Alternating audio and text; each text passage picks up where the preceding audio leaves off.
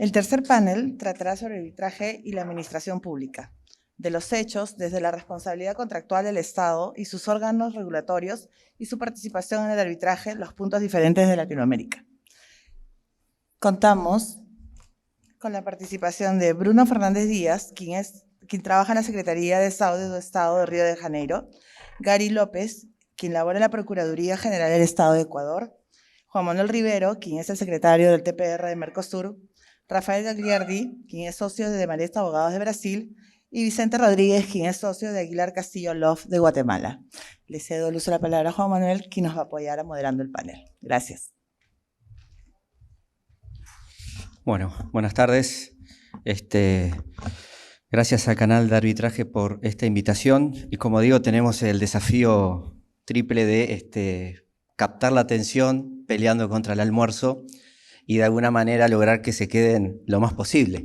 Porque realmente, por lo menos yo estoy con hambre, así que vamos a tratar de ser lo más concretos, pero siempre manteniendo un poco la compostura. Bueno, muy bien. El tema de hoy es desde la responsabilidad contractual del Estado y sus órganos regulatorios y su participación en el arbitraje, los puntos diferentes en Latinoamérica.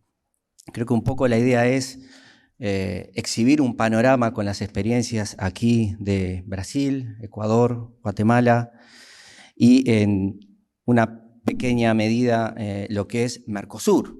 Quizás en este último tramo un poco más mi campo de conocimiento, pero con una particularidad que es el Mercosur un sistema de integración, con lo cual el arbitraje tiene unas connotaciones distintas seguramente a la experiencia que acá tienen mis colegas. Y por eso en este sentido yo quería empezar con Bruno Fernández Díaz y que nos hable un poco de esa experiencia en los arbitrajes con inversores extranjeros en Latinoamérica, donde va a enfocarse en aquellos factores causales y condiciones estructurales. Así que Bruno, tienes la palabra.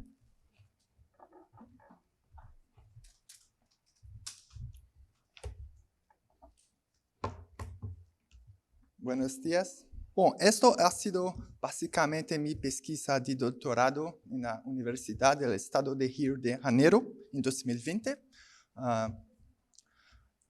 Y yo voy a les presentar datos reunidos por la UNCTAD, the United Nations Trade Conference on Investment. Entonces tenemos en Latinoamérica cerca de 337 arbitrajes de inversores extranjeros. Y hay algunos datos muy interesantes. La idea sería demostrar algunas premisas teóricas, pero voy a pasar muy despacio, muy rápidamente en esta cuestión.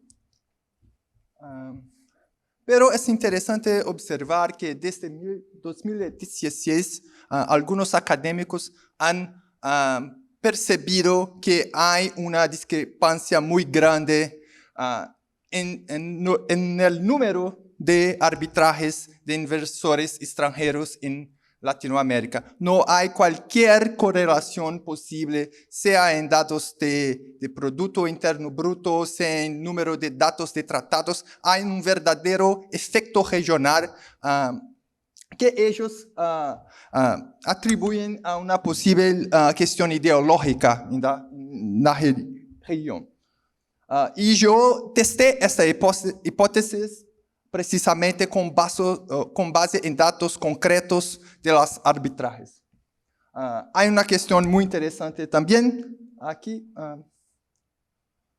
Desde 1990, los estudiosos han apuntado esa tendencia en Latinoamérica de pagar un precio más caro por el investimento extranjero, porque dentro de los países emergentes, claramente Asia domina la atracción de investimento. Y dentro de la región, el Brasil, que no hace parte de la red de tratados, es el principal lugar para inversión extranjera.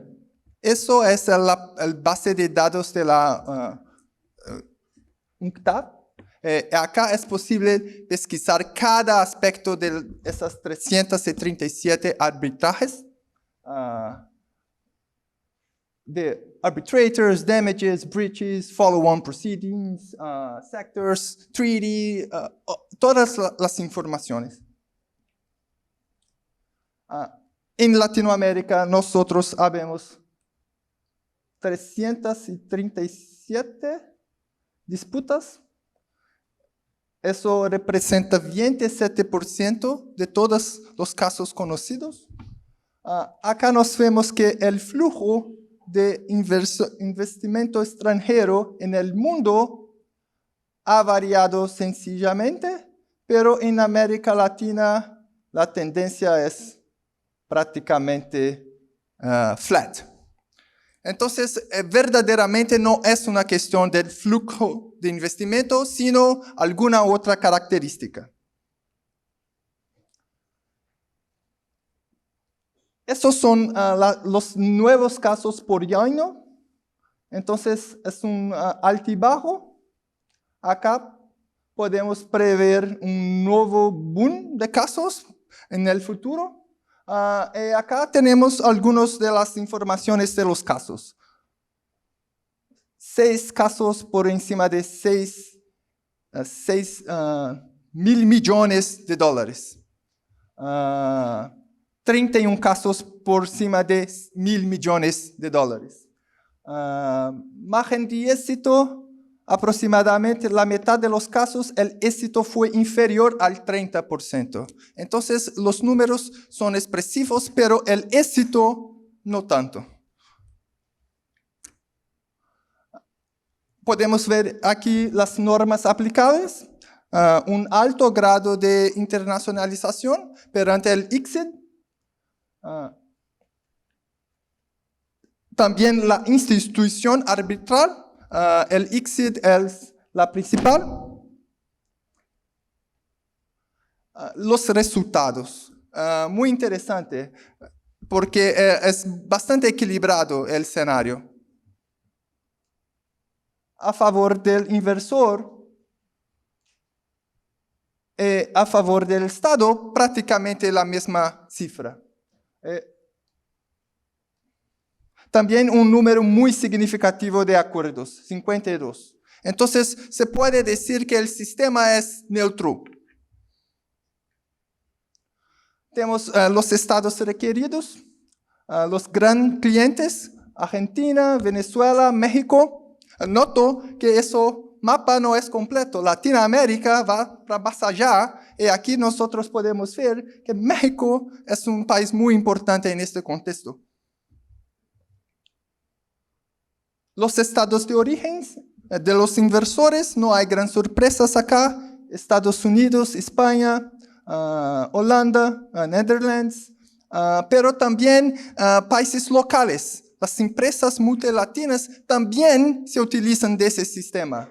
Podemos ver inversores de Argentina, Barbados, Panamá. Esas jurisdicciones funcionan como puentes para los investimentos. Los subsectores, más hay una grande concentración de casos.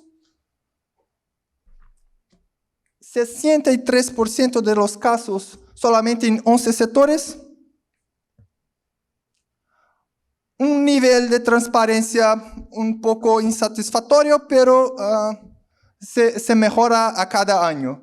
Apenas en 75% de los casos se puede conocer el valor del pedido.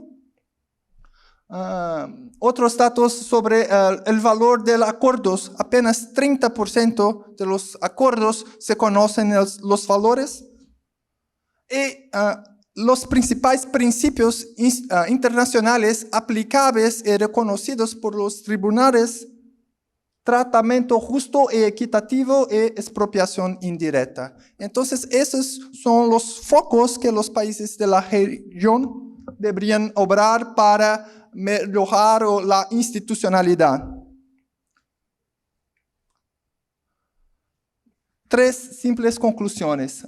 América Latina ha sido históricamente un gran laboratorio para el estudio del arbitraje, eso es sin dudas.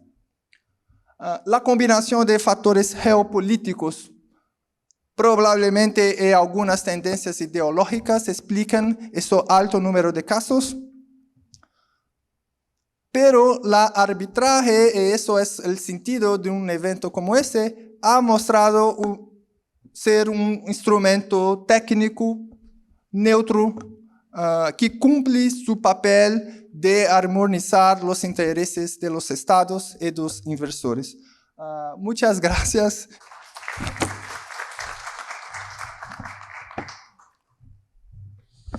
Bueno, muchísimas gracias, Bruno, por este panorama de los arbitrajes de inversión y los montos. Muy interesante en ese sentido. Voy a darle la palabra ahora a Gary López, que tiene su experiencia en Ecuador, en la Procuraduría General, y justamente nos va a dar un pantallazo sobre ese panorama general y desarrollos recientes que hoy Ecuador presenta. Y justamente en el break habíamos hablado un poco de cómo Ecuador lleva adelante la defensa de los litigios en materias de arbitrajes y si hay tanta dependencia a veces de estudios extrarregión o realmente Ecuador ha logrado tener su propio equipo para todos los arbitrajes o ha hecho una clasificación en temas de arbitrajes y algunos recurre a una defensa propiamente nacional o una defensa más con tinte internacional. Gary, tienes la palabra.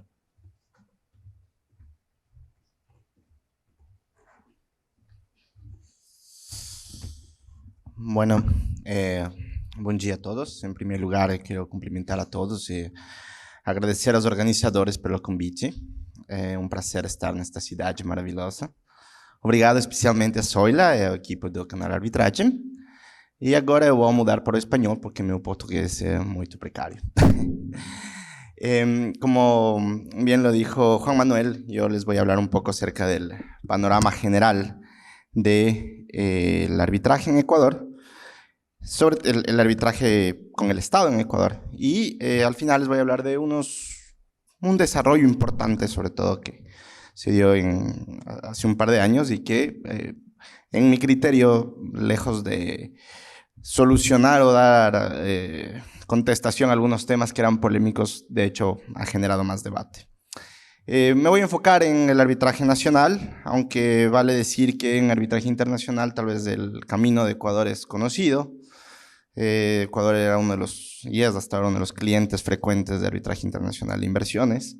Y a principios de siglo se generaron algunos laudos que obligaron al Estado a indemnizar cantidades importantes a los inversionistas. Esto generó alarma social e hizo que Ecuador tomara algunas acciones que fueron vistas como, desde la parte interna, como una salida o una restricción al arbitraje internacional, y internamente dentro de la comunidad jurídica ecuatoriana y sobre todo en la administración pública generó un ambiente hostil hacia el arbitraje. Por ejemplo, Ecuador salió del CIADI en el 2009, Ecuador en 2017 denunció todos sus arbitrajes bilaterales de inversión.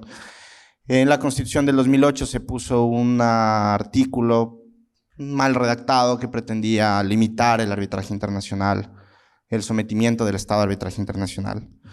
Incluso hubo una disposición presidencial a las entidades públicas en el año 2012 de que no pacten arbitraje en los contratos.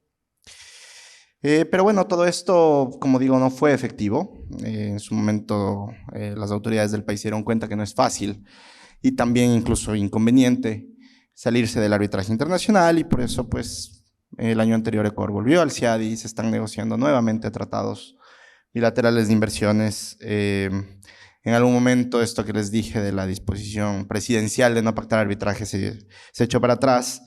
Y este artículo de la Constitución que excluía o que impedía el sometimiento del Estado al arbitraje internacional fue objeto de una curiosa interpretación de la Corte Constitucional que dio paso a que evidentemente el Estado pueda seguir pactando arbitraje internacional, e incluso en un cuerpo legislativo que es el Código Orgánico de la Producción, ya no solo que se plantea la posibilidad, sino que se dispone que en los contratos de inversión el Estado deberá pactar arbitraje internacional. Así que hemos vivido este vaivén, digamos, de cosas. Pero bueno, en cuanto al arbitraje nacional, la situación es básicamente la siguiente. Las instituciones públicas ecuatorianas pueden pactar arbitraje en los contratos que suscriben con personas jurídicas de derecho privado y personas naturales de derecho privado también. Y pueden ser condenadas por responsabilidad contractual y básicamente participan en los arbitrajes, eso sí bajo ciertas condiciones. Y esto tuvo su origen principalmente a partir de la expedición de la Ley de Arbitraje y Mediación del año 1997.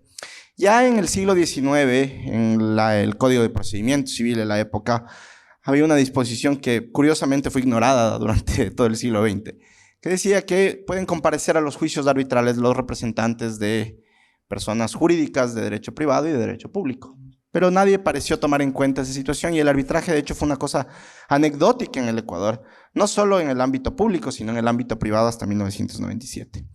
Recién en los años 90, de manera tímida, se comenzó a plantear los arbitrajes, pero siempre dejando de lado el tema de las potestades administrativas, de los actos administrativos, entendiéndose que el arbitraje estaba primero para controversias sobre asuntos de orden técnico y luego para controversias de asuntos de orden comercial. Entonces ni siquiera se discutía si los temas administrativos eran arbitrables. Sí se planteaba ya la posibilidad de que las instituciones públicas acudan a arbitraje, pero con estas exclusiones. Como les decía, en el 1996 se reformó la Constitución ecuatoriana, se reconoció al arbitraje como método alternativo de solución de conflictos, pero no se hizo ninguna mención específica a la cuestión del arbitraje con las entidades públicas. En 1997 se expidió la Ley de Arbitraje y Mediación que rige hasta ahora con ciertas reformas en el Ecuador. Y ahí sí se plantea ya la posibilidad de que las instituciones públicas acudan a arbitraje con ciertos requisitos que no han variado y que los voy a describir en unos minutos. En la Constitución de 1998 se mantuvo este reconocimiento del arbitraje. No se habló nada acerca del arbitraje con las instituciones públicas, pero sí existía una disposición que decía que los actos administrativos son de exclusivo conocimiento del Poder Judicial. Por lo tanto, en ese momento estaba claro que los actos administrativos no eran arbitrables. En 2001, la Procuraduría General del Estado se emitió la Ley de la Procuraduría General del Estado y se añadió que para que las instituciones públicas puedan participar en los arbitrajes, era necesario que estos sean pactados en derecho. Y llegamos al régimen constitucional que nos rige ahora y nuevamente la Constitución retoma el reconocimiento del arbitraje como un método de solución alternativa de conflictos. Pero ahora sí añade una disposición que toca al sector público y dice textualmente el artículo 190 de la Constitución que en la contratación pública procederá el arbitraje en derecho previo pronunciamiento favorable de la Procuraduría General del Estado conforme a las condiciones establecidas en la ley. Les pido que se queden en la cabeza con esta redacción porque les voy a comentar el desarrollo que he venido a exponer en esta exposición, valga la redundancia, y van a ver por qué a mí me genera preocupaciones. Pero básicamente para que las entidades públicas ahora puedan acudir a arbitraje, como les decía, hay unos requisitos. El arbitraje tiene que ser en derecho, no se permite arbitraje en equidad para las instituciones públicas, excepto en los contratos de deuda pública. Debe existir el pronunciamiento previo de la Procuraduría General del Estado, que revisa la cláusula arbitral antes de que el contrato se suscriba en busca de patologías, básicamente, para asegurar que las cláusulas luego sean efectivas y eficaces. Debe haber un convenio arbitral pactado previamente y si se lo pacta una vez iniciada la controversia, también debe contar con la autorización del Procurador General del Estado. Debe estar definido en el convenio arbitral cuál es la forma de selección de los árbitros y este convenio arbitral debe ser firmado por la persona que tiene la capacidad de obligar a la institución pública. A partir de que se comenzaron a arbitrar las cuestiones o que las instituciones públicas comenzaron a arbitrar, a participar en arbitrajes, se generaron algunos temas. Como recordarán, yo les decía que la Constitución dice que el arbitraje procede en contratación pública y si bien esto parece resolver el tema, de hecho es una cosa que generó preguntas. La primera pregunta es, si es que el arbitraje procede en contratación pública, ¿son arbitrables los actos administrativos? Hasta ahora existe esta discusión y hay teorías. Una de ellas dice que los actos administrativos no son arbitrables y niega completamente esa posibilidad. Hay una teoría mixta que dice que no son arbitrables la legalidad, que no es arbitrable la legalidad de los actos administrativos, sino sus efectos patrimoniales o económicos. Y hay otra tercera tendencia que se ha pronunciado en el sentido de que sí, que efectivamente los actos administrativos contractuales o de ejecución contractual sí son arbitrables y por tanto los árbitros tendrían competencia para eso. La opinión que yo tengo al respecto y que tal vez es un poco la que se ha ido imponiendo es que tal vez el debate estaba mal dirigido, es decir, el debate venía de la idea de que, como es propio del arbitraje y como también se expone en el artículo 1 de la Ley de Arbitraje y Mediación, el arbitraje procede en materias transigibles. Entonces la pregunta es, ¿los actos administrativos son materia transigible? Evidentemente eso es un tema muy discutible porque los actos administrativos provienen de potestades. Y de hecho creo que la contestación es que el debate sobre la transigibilidad no es del propicio, sino que se debe tener en cuenta que a la actuación de la administración pública la rige el principio de legalidad. Y el principio de legalidad, que en el caso ecuatoriano está recogido en el artículo 226 de la Constitución, establece que los funcionarios públicos de las instituciones públicas pueden hacer únicamente lo que está previsto en la ley.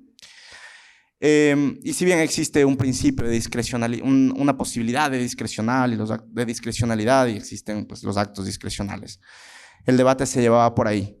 Sin embargo, tal vez la contestación es que si la propia Constitución y la propia ley te dicen que la contratación pública es arbitrable, la respuesta está ahí.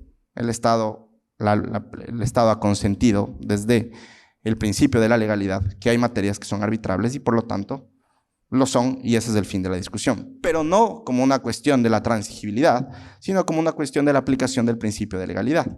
Y así tenemos, por ejemplo, que en la Ley de Contratación Pública existe la posibilidad de arbitrar las multas. Hay una interpretación de un artículo que puede verse como que existe también la posibilidad de arbitrar, por ejemplo, una declaratoria unilateral de terminación del contrato. Y así existen otros cuerpos legales que prevén que hay ciertas materias que son arbitrables.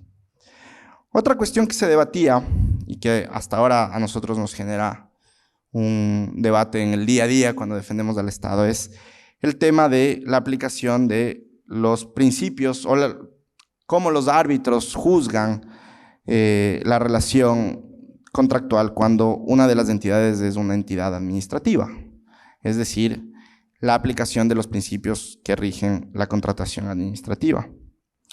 Y nuestra lucha, y no siempre esto es aceptado por los árbitros o lo es aceptado en menor medida, es que tú no puedes interpretar, o tú no puedes juzgar con la misma vara o con el mismo lente la interpretación y la ejecución de un contrato cuando una de las partes es una entidad pública, como si fueran dos partes privadas. Porque, nuevamente, las entidades públicas tienen una limitación muy importante en cuanto a la cuestión de la autonomía de la voluntad. Entonces, no solo debe entenderse o debe aplicarse o debe mirarse a lo que está escrito en el contrato y a las cuestiones de cómo las partes han ejecutado dichos contratos, sino que tanto en el proceso de formación contractual como en la ejecución de dichos contratos hay principios que exceden al contrato, por ejemplo, solemnidades que las entidades públicas deben cumplir. Hay la posibilidad de que exista una nulidad si es que esas solemnidades no son verificadas. Y por lo tanto, y también, por ejemplo, el tema de las potestades exorbitantes que la administración pública asume en los contratos. Por lo tanto, los árbitros, al momento de juzgar una controversia en la que participe una entidad del Estado, deberán ver un poco más allá de lo que dice el contrato y también ver cuál es el ordenamiento jurídico aplicable, y ese ordenamiento jurídico aplicable incluso puede exceder el ámbito del contrato, pero necesariamente estará incorporado en el mismo y deberá regir las actuaciones de las partes. Y pues hay otro tema que la verdad no generaba controversia, pero que era la extensión del convenio arbitral a terceros no signatarios. La ley de arbitraje y mediación ecuatoriana, la verdad, es muy clara en el tema, no tiene ambigüedades, ni siquiera regula esta cuestión. habla de que el convenio arbitral es el acuerdo escrito en virtud del cual las partes deciden someter a arbitraje la cuestión que sea. Por lo tanto, no existía ni siquiera el debate, o si bien existían teorías y se había abierto, digamos, una discusión al respecto, estaba bastante claro que era un tema que no estaba regulado en la ley y que si para las partes privadas era un tema ya discutible, mucho más lo era para las entidades públicas. Pero así llegamos al 18 de agosto del 2021, cuando el presidente de la República expidió el reglamento a la Ley de Arbitraje y Mediación, 24 años después de que esta ley hubiera sido expedida en primera instancia. Es decir, recién a los 24 años Ecuador tuvo un reglamento que aplicaba la ley. Pero, ¿cuál es el problema? Cuando uno lee este reglamento, ve que puede llegar a regular, y de hecho en mi criterio lo hace, materias que la ley no contempla, que incluso parece contradecir la Constitución y parece incluso reformar la ley. ¿Por qué digo esto? Porque, por ejemplo, el artículo 4 de dicho reglamento, ustedes recordarán que decía, yo había dicho que la Constitución dice que el arbitraje procede en contratación pública previo pronunciamiento de la Procuraduría General del Estado, es decir, está muy claro, ¿no? Pues el reglamento dice que esta disposición remite a la ley y que la ley únicamente dispone que la autorización del Procurador General del Estado procede una vez que la controversia ha sido iniciada o en arbitraje internacional. Y eso a nosotros en la defensa del Estado sí nos genera o nos reduce las opciones de defensa, porque claro, previamente el efecto que se daba al hecho de que una cláusula arbitral no haya sido autorizada por el Procurador General del Estado era o pedir la nulidad de la misma o pedir la ineficacia.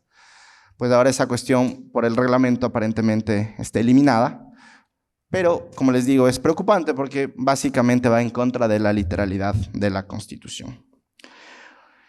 Otra cosa que el reglamento aborda es el tema de la arbitrabilidad de los actos administrativos. Como les había dicho, yo al menos soy del criterio de que son arbitrables, y no únicamente a sus efectos económicos, sino incluso la legalidad de los mismos.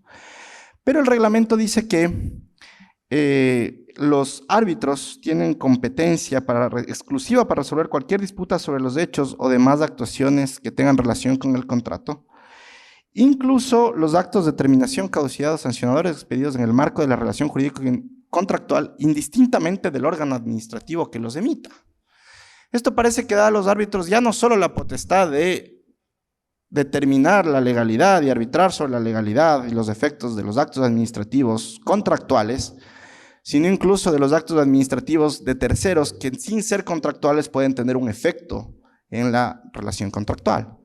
Pongamos un contrato, por ejemplo, de obra pública de un ministerio y tal vez el ejemplo de que el municipio del territorio en donde esa obra pública se esté ejecutando, en uso de sus facultades, emite un acto administrativo sancionador por algún tema urbanístico o alguna cuestión de orden municipal. Pues parece que este reglamento le da la posibilidad a los árbitros de conocer sobre ese tema e incluso declarar la ilegalidad de un acto administrativo de esa naturaleza. Eso claramente parece exceder excede el ámbito que está previsto en la ley, porque la ley prevé el arbitraje para temas contractuales.